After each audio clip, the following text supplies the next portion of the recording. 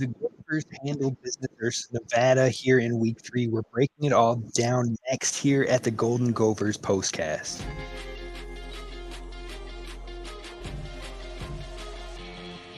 You are Locked On Golden Gophers postcast, part of Locked On Minnesota on the Locked On Podcast Network. Your team every day. What's up, Gopher fans? I'm Kane, host of Locked On Golden Gophers, and I'm here with Gophers legend Ron Johnson to bring you live thoughts after the Gophers' Week 3 victory over the Nevada Wolfpack, 27-0. Now, before we dive in, we have to talk about our friends because today's show is brought to you by our friends over at Game Time. Download the Game Time app, create an account, and use promo code LOCKEDONCollege for $20 off your first purchase.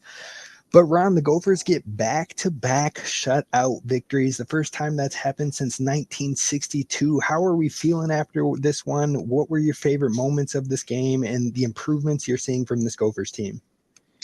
Oh, man. So Robinson's interception, man. And the only reason I say that, I was on campus. I interviewed Daniel Jackson this past week. He came on the Ron Johnson show, doing a new format for our show now. We're going to meet with players live on campus. And so met with Daniel Jackson, but as I'm sitting there getting ready to film, here comes Robinson. He's like, man, yeah, I transferred. I'm a transfer. I just got here, blah, blah, blah. I'm wearing number 2. I'm starting at the other corner. And I'm like, yeah, man, I know who you are, but like, tell me about yourself. And he starts talking about like what his plans are and how he's happy to be here. And so then I'm like, man, I'm gonna watch you. I'm gonna keep my eye on you. And then this game, that boy climbed the ladder. Like watching him climb. And here's the thing about it. Like, I don't know if the quarterback didn't know the coverage, because he was definitely in either quarters or some type of 3 deep, because he was back there and there was no additional route in like affecting his hook zone or flat zone or whatever he might have had. So he just kept dropping back and he played the deepest in his area and the quarterback threw it. I don't know if he didn't see him, but the fact that he made the play, because I don't think the other 2 DBs even saw it or had a chance, and he's the one that made the play. That was, for me, that was one of the highlights. That was a huge play. I mean, there were some other interceptions we know. Also seeing Darius Taylor enter back in the game, that's always good to see too with Darius Taylor, because the goal was, I thought he'd be on more of a pitch count, and it's going to be tough down the stretch because he's a guy that you would hope would get more than 6 games. Last year only played 6 games. He's already missed a game, and so that's a guy you need on the field. But for sure against Iowa, 6:30 p.m., you need Darius Taylor. So I was glad to see him enter back in the game at least. Yeah, I'm right there with you. I think that the Gophers, I was impressed both offensively and defensively. You had the passing game started off hot in the first half. They didn't need to pass the ball in the second half, but Darius Taylor, 124 yards, 2 touchdowns on the ground, and then another, 37 receiving with another touchdown. So 3 touchdowns for Darius Taylor on the day. But like you said, the defense was there. They had the big turnover with Ethan Robinson. Kerry Brown, a redshirt freshman, had 2 interceptions. They held Nevada to only 172 yards. So after seeing 3 weeks of this defense, after seeing them bounce back from the missed tackles in week 1, what would you say? How real is this defense? Do they still have to prove it again? And now that we're turning the page to Big Ten, or how confident are you having seen this team through 3 games? You got to prove it. You got to prove it, because Omarion Hampton is an NFL caliber running back. The other 2 running backs they face, I wouldn't say are NFL caliber. They're good, but I wouldn't say NFL. Omarion Hampton for sure will be on somebody's roster next season. And so the fact that he was one of the top 3, yards after contact running backs, and the way they handled him was a lot of missed tackles. Now, again, that was the first game. There's no preseason in college football. There's no hitting like it used to be. We used to do live scrimmages when I played. Like, we had legit take to the ground, hit your guys getting hurt. And I think that's what college football and pro football tried to change. There's no more true live scrimmages. Even when they go play other people, this is in the NFL, they don't really take them to the ground. It's like live offense and defensive line. It's a little bit of live blitz pickup, but it's not the same as it used to be. So that first game is honestly why people schedule some of the schools they schedule. That's why Notre Dame scheduled NIU. Joke's on you, but that's why they scheduled them. And so that's kind of the key. Like, I want to see them against Iowa. We know Iowa's offense looks way better. We know this is not the same Iowa we've seen in the past. Brian Ferentz is gone. Kurt Ferentz finally did what nobody thought he was due, which is part ways with his own family. Still your son. You still can pay him if you want to. I mean, come on now. Like, you can do whatever you want to do. But it was time to move on from a little daddy ball, where Brian Ferentz is a really good coach. I think he's a really good tight ends coach. I think he's a really good. I just don't know if coordinator for that type of offense fits what he was supposed to do. And so Iowa's the next test. Like we've seen Iowa's running back, but he's good. He's really good. And so now, what is that going to look like? 6:30 p.m. I don't know about you, but I'm excited to see 6:30 p.m. on Saturday next week. Like I already talked about the pregame show because on the Gopher pregame show, like normally I just show up in a polo, maybe a little quarter zip. I'm going full on Gopher suit. I'm going all maroon suit. I don't know if I'm gonna do a yellow shirt, but I might just do a black shirt to keep it Godfather-ish because that's how we're taking this. This game is Godfather-like. You got to show up and you got to tell your teammates like, hey, I'm gonna take a bullet for you. You take one for me. Let's go out here and let's ride. And I'm excited about that. But no, I have not seen enough yet. Like these two Absolutely. teams were really good, but I haven't seen enough yet. For sure, for sure. And like you said, it's strictly business as we turn the page to Iowa. Now, before we break down what the next upcoming games for that Big Ten schedule look like, I do want to get a couple of thoughts on this game as far as takeaways go.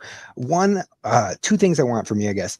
First is what you thought about the offensive line in this one. I know that it's kind of been a point of contention for fans and people watching the game is that it just doesn't look like they're getting as much push as they had last year and the seasons prior. It looked like towards the back half of this game, they finally got the running game going, but was that more so because Nevada was getting gassed out or because the offensive line was having success? And then secondly, I want you to touch on your thoughts on Justin Wally. He was injured in this game. He didn't come back into the game. How critical could that be heading into Iowa week? So first, I'll say when you look at the offensive line, we know Quinn Carroll played guard. Then they moved him back to tackle. I asked PJ Fleck that was one of our questions on the PJ Fleck show, and we said, hey, like you're moving guys around. Do you really like? And he's like, look, I would love to go 12 straight, 13 straight weeks, like some of these teams get to do and have the same offensive line, and they're used to each other. And I got 5 stars. He said, I don't have that luxury right now. He said, I got to figure out who the right fit is, what the right group is. We know Quinn Carroll wants to play guard. Like he feels better at guard. He's a better guard like type guy. He's a better run blocker than he is a pass blocker in his own opinion. And so I think that's the tough thing is sometimes you got to do something you don't want to do, which is play a position that you really aren't super like confident in. I don't know if he's super confident at tackle. When you think about this is going to be a pass, this is going to be a pass offense when Darius Taylor can actually catch passes. And so when you think about that, here's the thing I'll say. Yes, I think Nevada was gassed at the end. I will say they've got to figure out that tackle because I do think Quinn Carroll at guard, if you're really going to run, because against Iowa, we know it's going to be a little bit more run game.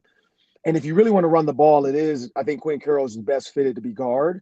And so that's the question is, do you want to sacrifice maybe a little bit of tackle play in the pass game? Because that's what PJ brought up in the North Carolina game. He felt like there wasn't a lot of protection early on for Max Brosmer, and that's why he was a little bit, jumpy. Guys were moving faster. North Carolina's defense was way better than what they've seen the last 2 weeks. But I think Quinn Carroll, playing guard is probably best for him. If not even like, hey, you're going to start off at guard. Do you mind moving to tackle? Not do you mind, sorry, but we'll move you to tackle. We'll bring another guy in, and then because you have to figure that out. The other option is if you really know you want to run, bring a 6 offensive lineman, and we know PJ has 6 offensive linemen. Maybe go heavy. Maybe go 6 offensive linemen plus a tight end over there and really just say, you know what, I'm going to put my bigs against your bigs and let's see who's better. And then when it's time to throw, now let's spread it out and just be a true dynamic, 49ers type of offense. And we asked that. We're like, hey, you've seen Kyle Shanahan. You've seen the stuff he's done in the run game, bringing in 3 tight ends and 1 receiver, putting the receiver back in the backfield, putting a running back like Christian McCaffrey in the slot and then running the ball anyway. Can you do that? And he said, hey, we'll see.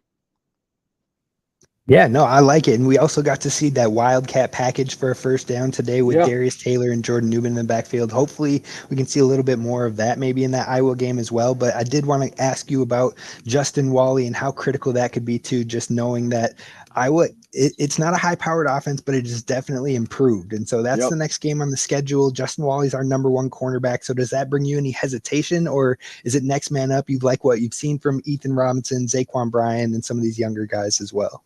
I do like what I've seen from Ethan Robinson. I do like Bryant. Justin Wally is a captain though. Like he's the guy back there that makes it go. He's the guy back there that's stingy with the ball. I will say Jack Henderson, Brown, like those guys are going to pick up the slack. It is going to be a tough loss, but here's the good thing.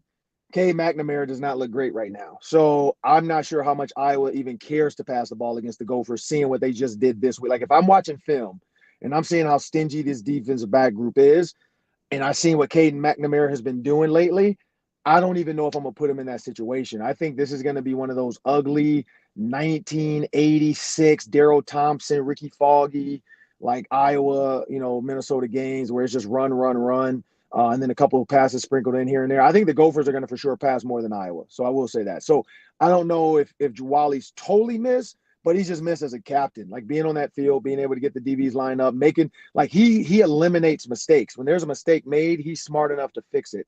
And I think that's the only thing you really lose with him is having that greatness out there. All right, the final question I have for you on this week 3 game before we turn the page to the Big Ten schedule is, what was your biggest takeaway from today's game? What was something that you were either left impressed with or something that you were like, I need to see more improvements in this area? I'm still impressed by PJ's willingness to try to pass. Like I've tweeted a couple times about I want to see Ricky Bobby, Talladega Nights offense where it's go, go, go. Indy 500 type stuff. And every time I tweet that, people are like, do you know PJ? Like he's never going to do it. He's super conservative. I'm like, yeah, but you can teach an old dog new tricks. Like we know that. And so I think PJ wants to do it. I had this stat this morning. If you look at, and I think I don't have my notebook with me, but I had the stat this morning from the first day PJ Fleck got on campus. And I'm going to kind of like, I got numbers in my head, 53, 66, 58, 59, 62, and I think 65 were the percentages of his quarterback. That was the completion percentage. He's never had a 70% completion quarterback, which is kind of nuts in 8 seasons. And Max Brosmer is one of the first consistent. Seems like he gets the ball in the right spot. Seems like he throws it. So I am impressed with PJ's willingness to say, you know what, Max is doing way better than Nathan Calais-Man is. Let me throw the ball a little bit. This is the reason why he came here. This is the reason why he was willing to be a grad transfer and come to Minnesota. So let me use him a little bit. Perfect. And that's going to be the perfect transition in what we'll talk about next, grading Max Brosmer so far, and then talking about the Big Ten schedule. That's what's coming up next. First, a quick word to you by our friends over at eBay Motors, because pass and drive and patience is what brings home the winning formula for not only championships, but keeping your vehicle alive. eBay Motors has everything you need to maintain your vehicle and level it up to peak performance. And with over 122 million parts for your ride or die, you'll always find exactly what you're looking for. And with the eBay Guaranteed Fit, your parts are guaranteed to fit your ride every single time or your money back. Because with eBay Motors, you're burning rubber, not cash, with all the parts you need at the prices you want. It's easy to make your car the MVP with eBay Motors. So keep your ride or die alive at ebaymotors.com. Eligible items only, exclusions apply, and the eBay Guaranteed Fit is for U.S. customers only. All right, so we have Gophers legend Ron Johnson here. We're talking about the victory over Nevada, but we're turning the page to the Big Ten season, and I want to talk about what we've seen of our new quarterback, Max Brosmer, through 3 games. What has impressed you about him so far? I feel like week to week, we've seen him getting more comfortable. We did have an interception today, but I'm not sure if that was more so a miscommunication between him and the receiver or just bad timing or what have you. But what have you seen from Max Brosmer, and what do you want to continue to see moving forward? I like the fact that he gets the ball out of his hands quick. It seems like he has a good read on his offense. It seems like he trusts his weapons. There's a couple times where he hitches. I think like he'll kind of like hitch and then throw versus just throw. But he's going to get better. And we have to understand, this kid wasn't here a year ago. His kid wasn't here 7 months ago. Like it was kind of like, all right, I'm a transfer here. All right, I want to get here in what, July? Oh, you know what? I think it was May, June. So when you think about that, like he hasn't had a ton of time. Like he did take the guys out on the boat this summer. He did bring them down and have a little, get together. But for a kid that hasn't been here, like the first game against North Carolina was the biggest crowd he's ever played in front of. So you have to understand that too. Like he's trying to get comfortable. And Justin Gard had asked him. He asked him on the radio, what do you, how, I think it was last game. He's like, how does it feel X, Y, and Z? He's like, you know what? I finally feel comfortable. Like I finally feel like I'm supposed to be here. And so I think that's the next step of Max Brosmer. So he's impressed me for that fact, getting the ball out of his hands. And this is one cool thing about a guy like him being new. Now I know it's a little bit frustrating probably for Daniel Jackson, but he doesn't have a favorite target yet. He just throws to anybody. He throws whoever's open. LeMekhi Brockington, it could be Christian Driver. He's throwing it to whoever's open. And so I think that's the other key. Like I said, for Daniel Jackson, it's like, dude, come on, man. Like I'm the guy. Give me 10 catches. Like let me go nuts. Let me get 100 yards. And so I think in time, as Big Ten season goes, you need that star and you need that big play. Daniel Jackson's going to be in there a little bit more because I think the first two games, 4 catches each. So, would you like to have more in some of these blowouts? Yeah, but at the end of the day, Max is still getting his feet under him and figuring out. But I'm impressed by his ability to get the ball out of his hands quick. And on another note, even Drake Lindsey, PJ Fleck said, I've never had to worry about a backup quarterback that hadn't been here. Drake Lindsey is his backup, and this kid just coming out of high school. So he's like, what if he has to go in against Iowa? What if he has to go in against, Michigan? I need him to, have some play on the field. And so he's playing them.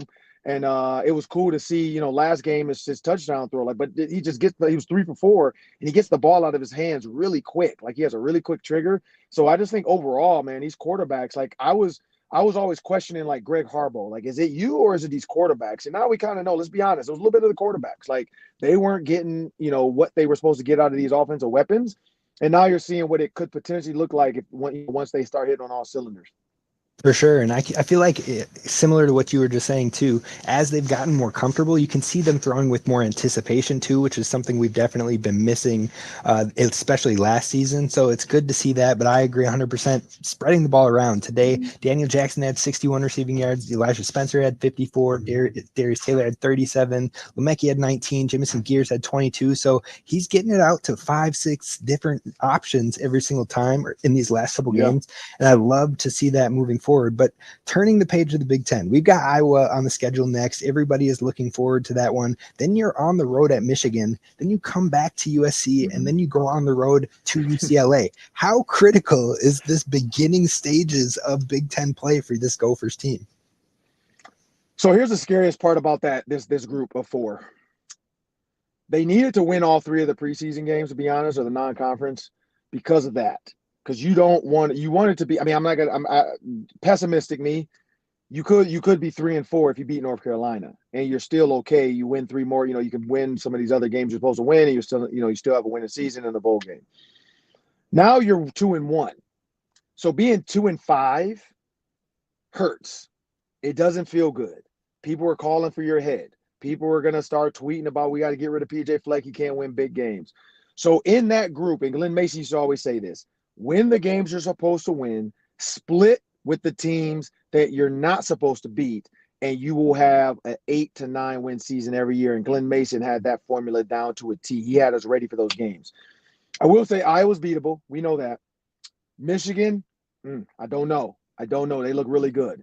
I think UCLA is beatable. USC, I don't know. And so that's the tough part. Like if they can go 2 and 2 though in that stretch, I'd say you have to walk with your head high. Like if you go 2 and 2 and you're 4 and 3, I think you can hold your head high. And that's why it'd have been better if they went 2 and 2 and they had won all 3. Now you're looking at a 5 and 2 season, and everybody's like, oh my God, like this, like, hey, let's win a couple more. And we got 7 wins, So yeah, it is a tough stretch of 4, but it's going to prepare them for that back half. For sure. And I think that's the big thing is it'll prepare him for that back half because then you get into games against a Maryland, against an Illinois, against a Rutgers where you should have a chance in every single one of those games. So I think, like you said, if they split those games, it could be really big for the Gopher season. Now, the final thing I'll bring up before we wrap up today's show here, postcast, after the Nevada thumping 27-0 against Nevada in week 3, is this defense. How impressed are you with what Coach Corey Heatherman has done so far? And do you think it can continue into this Big Ten play? Because you had already mentioned that these teams we just played, they're not as good. They're not quite to the competition level as what we're about to see. But this defense right now, statistically, is top 25 in rush defense, pass defense, total defense, and scoring defense. And that'll likely continue after this shutout again today. So do you think, even though Iowa's offense is on the come up a little bit, even though Michigan lost a ton of championship offensive weapons, maybe the Gophers production stays in that top 25 in these next 2 games, but then you start to get to the real challenges of USC and whatnot. Do you think this defense is more of a fluke, or do you think it's on its way to mending to that type of Gophers defense we've seen in the heyday with the 2019 season and what have you? Well, we know Coach Rossi, when he took over, he did a great job of getting that defense together. Like that was a lot of the question marks when Rossi took over. Is like, what is this defense going to look like? What is this scheme going to be? And he really like put it together. He had these guys ready to play. He had them playing hard. The toughest part for them is going to be again, he's played like North Carolina. Let's be real, they weren't good. Like North Carolina wasn't as good as we thought. I think we were remembering the Drake May North Carolina team that was really good, and it felt like, oh my god, this is a tough game. And then you get into the game, and you're like, wait, what? Like this is it. Like this is what we get. And so if like I wish they had played Nevada first, or what's the team they played before Nevada? Rhode Island. So I wish they had played Rhode Island first, then Nevada, then North Carolina. If North Carolina was game 3, they win that. I think they truly win that if you flip the way they did it. I get it. The opening game is a big night, but nobody in the Big Ten it played a tough team the first game. Everybody played cupcakes to start it out, except for Minnesota. We were one of four. 4 other teams did do it. But we were one of 4. Like what? Like just schedule Rhode Island, let's get Nevada, and then let's get North Carolina. I didn't mind the North Carolina game. I just wish they had let Max get his feet wet first before they jump into that game. And so, looking at what Corey Heatherman has done, I'd say he's going to have his toughest test. But I will say, like I said, Joe Rossi had set the tone. He set a precedent for this defense. Heatherman steps in. He kind of has to like PJ said, he's giving these coaches autonomy to kind of come up like, what's your scheme look like? What do you want to do? Because I don't want to say, hey, you're going to run Rossi's defense. Like, I need you to be able to own this. So when you're like, stuff's going bad, I don't want you to say, hey, coach, this is not my defense. Like, I wouldn't do it this way. And so I think that's the thing. I do like Heatherman, what he's doing so far. Cody Lindenberg, Ja Joyner, having all those weapons back, as far as, the first couple games, you had Wally back out there. The toughest thing was replacing Tyler Nubin, sorry. And so I think he's kind of figuring it out. But like I said, I don't think it's so Iowa's gonna be a run game. Michigan is gonna be you're gonna have both. And then USC and UCLA are gonna be an air attack. So those are the ones where Corey Heatherman is going to have to kind of pull up his bootstraps and say, hey, look, tighten your buck. Let's tighten up these head straps. Let's get after this quarterback because they're going to throw it. Because UCLA and USC, they're running, like Oregon, they're running that spread offense, and you got to figure out how to stop it. So I'd say Iowa, it's a good like crescendo of how they're going to deal with offenses. It's kind of Iowa's getting you ready. Michigan, you're going to ramp it up. And then UCLA and USC is going to be like, hey, they're throwing the ball. We got to figure this out. Sure. Well, that's going to do it for us here at the Postcast. We are turning the page to strictly business. It's Hawkeye week. We got to get this dub. Keep Floyd in Dinkytown. As always, thank you for listening, and be sure to tap into the Ron Johnson Show. He mentioned he is on campus with these players, so you're going to want to make sure to hit subscribe here at the Locked On Minnesota Sports channel. But anything else you got for the people before we head out? No, we got Adam Weber. We're going to interview him. We're not sure if it's going to be Adam Weber's coming on the show for sure, but we're not sure which one we're going to air, if it's going to be Adam Weber or potentially we're going to try to either get like Christian Driver or Max Brosmer. We'll see.